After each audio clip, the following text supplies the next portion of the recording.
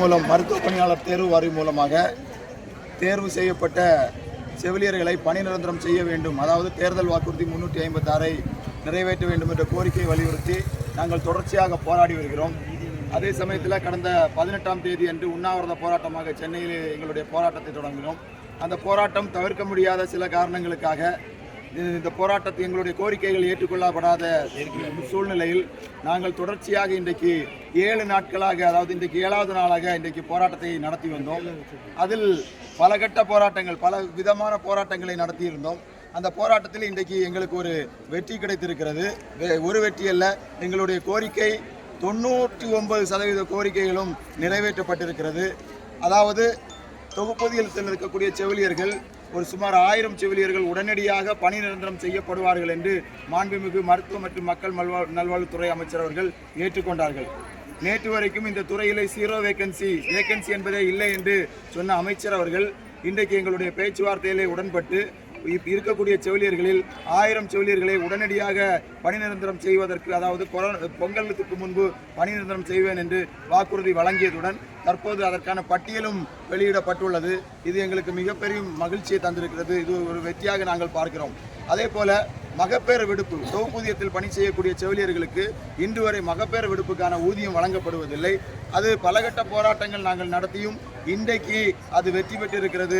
மகப்பேறு விடுப்புக்கான ஊதியம் செவிலியர்களுக்கு வழங்கப்படும் என்ற அறிவிப்பு வெளியாகி இருக்கிறது.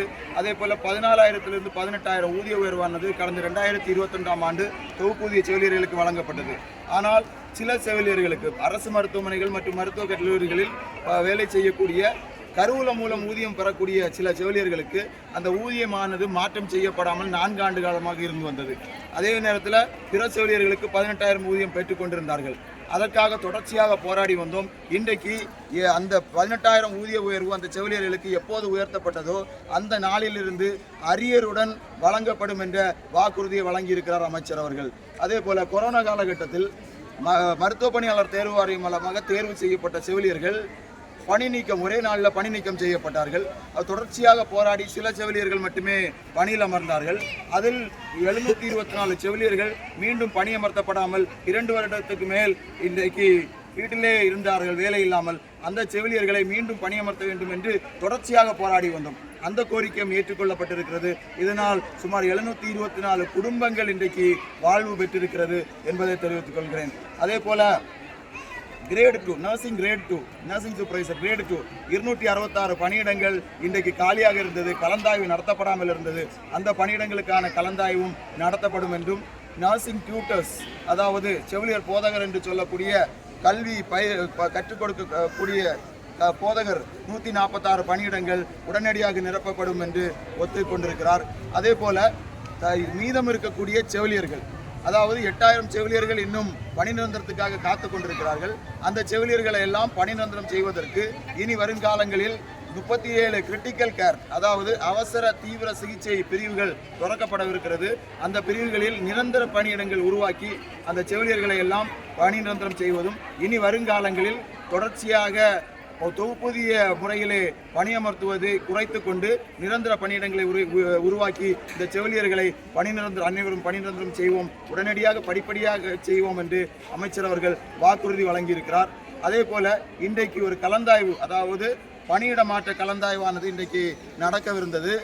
அதாவது கலந்தாய்வுக்கான விண்ணப்பங்களுடைய கடைசி தேதி இன்றைக்கு. ஆனால் எங்களுடைய சங்கம் இந்த தினத்திலே போராட்டத்தை நடத்தி கொண்டிருக்கிறது. உறுதியாக எங்கள் தோழர்கள் அதற்கு விண்ணப்பிக்காமல் இந்த போராட்டத்தை நடத்தி கொண்டிருக்கிறார்கள்.